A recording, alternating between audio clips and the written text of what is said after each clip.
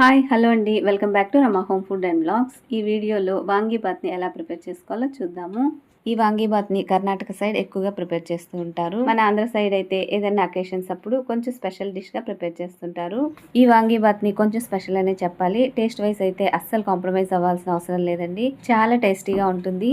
అయినా వంకాయ తోటి ఏ డిష్ ప్రిపేర్ చేసినా కూడా చాలా టేస్టీగా ఉంటుంది. ఇంత టేస్టీగా ఉండే ఈ రెసిపీని ఎలా ప్రిపేర్ చేసుకోవాలో ఇప్పుడు చూద్దాము. దీనికోసం రైస్ని పొడి పొడిగా ఉండేలాగా ఉడికించుకోవాలి. ముందుగా బౌల్లోకి బియ్యం తీసుకొని వాటర్ తోటి 2-3 సార్లు నీట్గా వాష్ చేసుకుని మళ్ళీ వాటర్ని పోసి 15 to 30 minutes నాననివ్వాలి. ఇవి నానేలోపు మసాలాను ప్రిపేర్ చేసుకుందాము.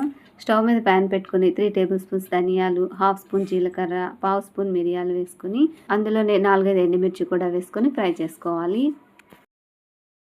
ఇవి కొంచెం ఫ్రై అయిన తర్వాత 2 స్పూన్స్ నువ్వులు, కొంచెం ఎండు కొబ్బరిని కూడా వేసుకొని లో టు మీడియం ఫ్లేమ్లో మంచి అరోమా వచ్చే వరకు ఫ్రై చేసుకోవాలి.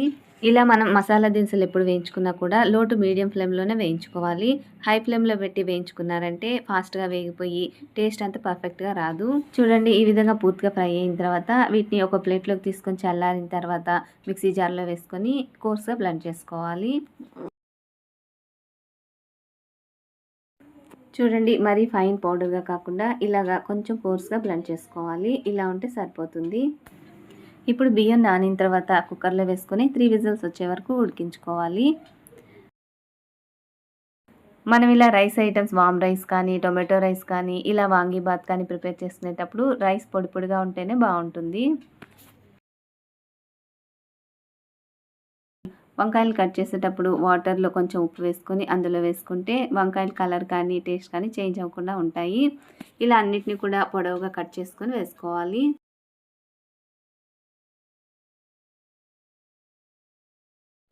ఇలా వంకాయలన్నిటిని కట్ చేసుకున్న తర్వాత ఇప్పుడు స్టవ్ మీద ప్యాన్ పెట్టుకొని 4-5 టేబుల్ స్పూన్స్ దాకా ఆయిల్ని వేసి అందులోనే కొంచెం నెయ్యిని కూడా యాడ్ చేసుకుంటే స్మెల్తో పాటు టేస్ట్ కూడా బాగుంటుంది.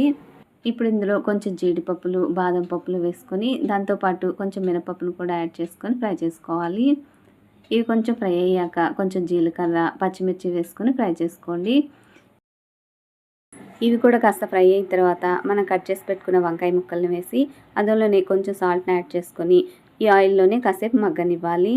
వంకాయలు ఇలా ఆయిల్లోనే మగ్గడం వల్ల వంకాయల టేస్ట్ బాగుంటుంది. ఇప్పుడు మూత పెట్టి ఒక 5 మినిట్స్ ఉడికించుకుందాము.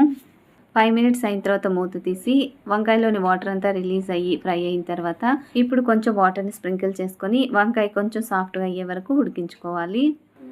ఓన్లీ ఆయిల్లోనే ఫ్రై చేస్తే వంకాయ కాస్త గట్టిగా అనిపిస్తుంది. ఇలా కొంచెం వాటర్ని స్ప్రింకిల్ చేసుకొని ఉడికించుకుంటే తినేటప్పుడు వంకాయ సాఫ్ట్గా బాగుంటుంది. వంకాయ ఉడికిన తర్వాత కొంచెం కరివేపాకును వేసుకొని ముందుగా ఉడికించి పెట్టుకున్న రైస్ని కూడా వేసేసి మిక్స్ చేసుకోవాలి. ఇలా మిక్స్ చేసుకునేటప్పుడే ముందుగా ప్రిపేర్ చేసిన పౌడర్ను కూడా వేసుకొని మిక్స్ చేసేసుకుంటే సరిపోతుంది. ఈ పౌడర్ వేసుకునేటప్పుడు మీ స్పైసీనెస్ని బట్టి, మీ టేస్ట్ని బట్టి పౌడర్ని యాడ్ చేసుకోండి. ఒకవేళ ఈ మసాలా పౌడర్ మిగిలితే స్టోర్ చేసుకుని మనం ఏదైనా కర్రీలు ప్రిపేర్ చేసుకునేటప్పుడు వేసుకోవచ్చు. ఇంతేనండి, చాలా సింపుల్గా ప్రిపేర్ చేసేసుకోవచ్చు. అయితే ఈ వంకాయ కొంచెం సాఫ్ట్గా ఉడికించుకొని ఈ మసాలా పౌడర్ వేసుకున్నప్పుడు ఈ మసాలా పౌడర్ అంతా వంకాయకి పట్టి చాలా టేస్టీగా ఉంటుంది.